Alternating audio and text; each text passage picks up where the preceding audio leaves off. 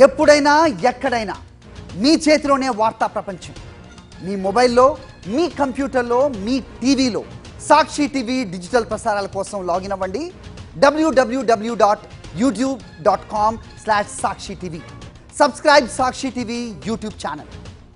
Star హీరోలు ప్రయోగాల కోసం తహతహలాడుతున్నారు. హీరోగా చేసి వారికి బోర్ కొట్టింది. అందుకే విలనిజంకు జిందాబాద్ కొడుతున్నారు. రీసెంట్గా నాగార్జున, ఎన్టీఆర్ ప్రతినాయక పాత్రల్లో చితక్కొట్టారు. ఇప్పుడు ఏకంగా రెబల్ స్టార్ విలనిజం చూపిస్తానంటున్నాడు. అందుకు ఎవరు ఊహించని దర్శకుడిని ఎంచుకున్నాడు. ప్రస్తుతం కాలీవుడ్ బాక్స్ ఆఫీస్ ను షేక్ చేస్తున్న కూలీలో విలన్ ఎవరో తెలుసుగా? టాలీవుడ్ కింగ్ నాగార్జున. తన కెరీర్ లో మొదటిసారి సూపర్ స్టార్ కోసం విలన్ గా మారాడు నాగ్.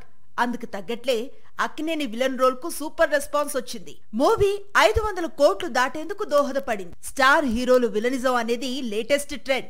వార్ 2లో ఎన్టీఆర్ విలని అబ్బురపరిచింది. బాలీవుడ్ గ్రీక్ గాడ్ తో ఫైట్ కు దిగాడు టైగర్. ఈ సినిమా వరల్డ్ వైడ్ గా 350 కోట్లు దాటిందంటే అందుకు ఒక కారణం తారక్ విలనిజం. అంతకు ముందు ఫహద్ ఫాజిల్, సూర్య ఇలా రీసెంట్ టైమ్స్ హీరోలందరూ విలనీకి జై కొడుతున్నారు. ఆడియన్స్ కు, ఫ్యాన్స్ కు కొత్తగా కనిపిస్తున్నారు. ఇప్పుడు ఈ లిస్ట్ లో రెబల్ స్టార్ కూడా చేరిపోయాడంటూ టాలీవుడ్ వర్గాలు చెప్పుకొస్తున్నాయి. రాజాసాబ్ అనేది హర్రర్ కామెడీ మూవీ.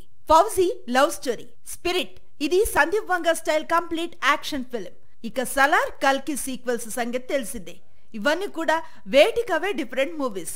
ప్రభాస్ ను హీరోగా చూపించే మూవీస్. అందుకే హనుమాన్ డైరెక్టర్ ప్రశాంత్ వర్మ డైరెక్ట్ చేయబోయే చిత్రంలో రెబల్ విలన్ రోల్ చేయబోతున్నాడట. గతంలో బిల్లా అనే మూవీలో ప్రభాస్ కాస్త నెగిటివ్ షేడ్ లో కనిపించాడు. మళ్ళీ ఇంతకాలానికి సేమ్ క్యారెక్టర్ ను రిపీట్ చేయబోతున్నాడు. అయితే ప్రభాస్ కోసం ప్రశాంత్ వర్మ ఎలాంటి క్యారెక్టర్ ను డిజైన్ చేశాడు? సినిమా అంతా రెబల్ విలనిజం ఉంటుందా లేక కొంత భాగానికే పరిమితం అవుతుందా అనేది కొద్ది రోజుల్లో క్లారిటీ వస్తుంది. అప్పుడెప్పుడు హనుమాన్ రిలీజ్ చేసి మాయమయ్యాడు తేజ. చూస్తూనే ఏడాదిన్నర గడిచిపోయింది. చేతిలో మిరాయ్ అనే మూవీ ఉంది. కానీ చాలా కాలంగా రిలీజ్ పెండింగ్ లో పడిపోయింది. ఎట్టకేలకు ఆ మూవీ రిలీజ్ కు రెడీ అయింది. సెప్టెంబర్ 2వ వారంలో విడుదల కానుంది. హనుమాన్ తో పాన్ ఇండియా హీరో అయ్యాడు తేజ. ఇప్పుడు మిరాయ్ తో మరోసారి అదే పాన్ ఇండియాను ఇంప్రెస్ చేస్తాడా?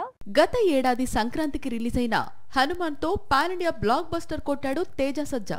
ఏడాదిన్నర గ్యాప్ తర్వాత ఇప్పుడు మిరాయ్ అంటూ ప్రేక్షకులను పలకరించబోతున్నాడు. సెప్టెంబర్ 12న ఈ చిత్రం ప్రేక్షకుల ముందుకు వస్తోంది. Marvel range storyline impress చేసేందుకు సిద్ధమవుతున్నాడు. మిరాయ్ ను Eagle movie director Karthik Ghattamaneni తెరకెక్కించాడు. పైగా ఈ సినిమాకు తానే ఎడిటర్ గానూ వ్యవహరిస్తున్నాడు. విలన్ గా మంచు మనోజ్ కనిపించనున్నాడు.